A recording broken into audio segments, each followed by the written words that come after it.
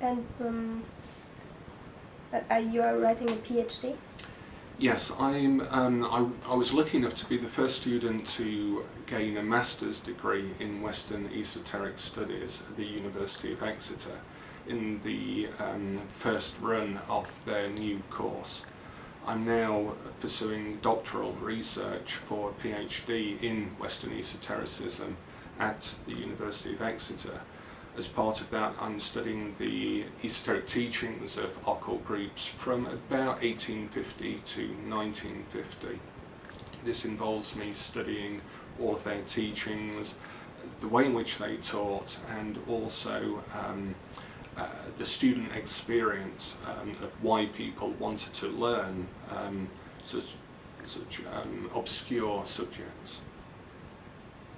And you are also a teacher? Yes, I'm a teacher of witchcraft, of Kabbalah, of ritual and of tarot here at the Faraway Centre, which is something that we set up about 3 years ago. I decided that it was time to start teaching esoteric subjects to a whole new generation to ensure that the teachings were treated sympathetically and deeply. So here at the Faraway Centre we offer a range of courses. We teach tarot workshops, so we teach 2-day weekends for beginners on tarot to give them confidence reading. We teach intermediate courses and advanced courses where we look at the occult correspondences of tarot and Kabbalah. And you also give other workshops? Yes, we run witchcraft workshops which have proved very popular because it enables people to come here without having to join a coven, which I might explain later the differences between covens and solitary working. But it allows people to get a taste of witchcraft as it really is, as it's lived.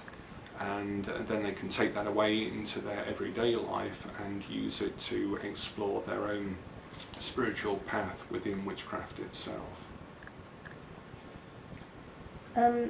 So what would you say is modern witchcraft? Modern witchcraft is a nature-based pagan religion. Generally speaking, it has certain similarities because there are a variety of ways of practicing it, more so than any other religions. Most witches and most pagans worship the divine in the form of a god and goddess. They see the natural cycle of nature as being important and as teaching them something, so that they celebrate various festivals.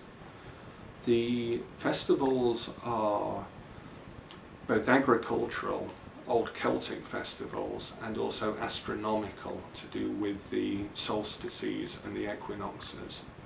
So there are 8 festivals in total, 4 agricultural, 4 astronomical. For example, one might celebrate Samhain, the old fire festival of Halloween, as a time of darkness, of entering the darkness.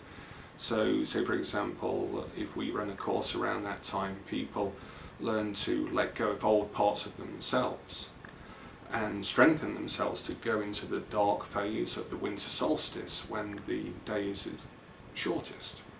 The light is reborn at that time, and then afterwards at, say for example, Beltane, May Day, around that festival, then we celebrate the return of light and the start of summer, and people can celebrate what they found out about themselves through the dark time of contemplation. So we take a very psychological, spiritual and natural approach to our own life cycle through the festivals. Can you explain me about hand fasting? Hand fasting.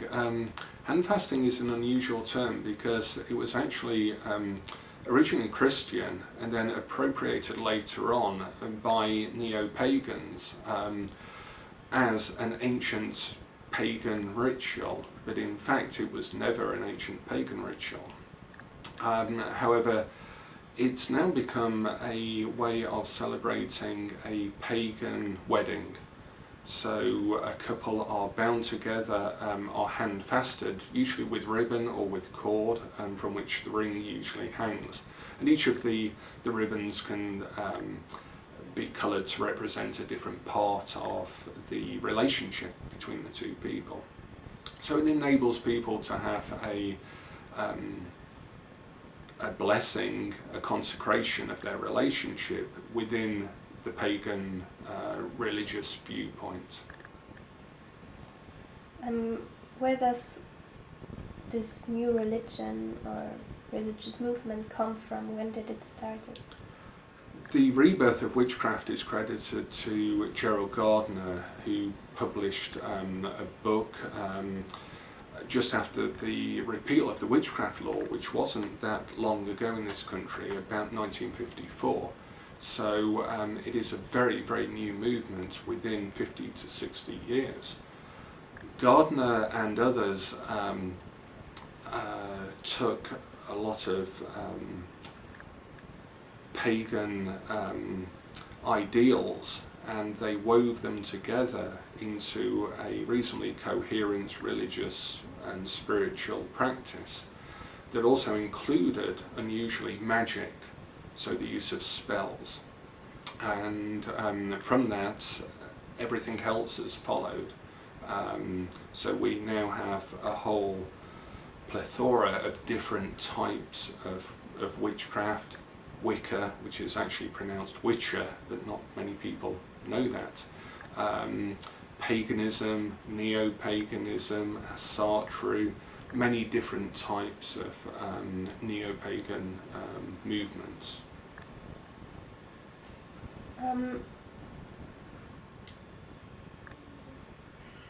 Where did it start and where do you find it now? It started in this country. The historian Ronald Hutton credits England as giving one religion to the world, which is witchcraft. And it really can be said to have started in this country. It then moved mainly to America and across to Europe. But nowadays it is there's a huge rise of interest in America, across America. In Australia, I often get students writing to me from Australia. Basically across the world, even in places like India, China, people are actually practicing variations of English witchcraft and neo-pagan approaches.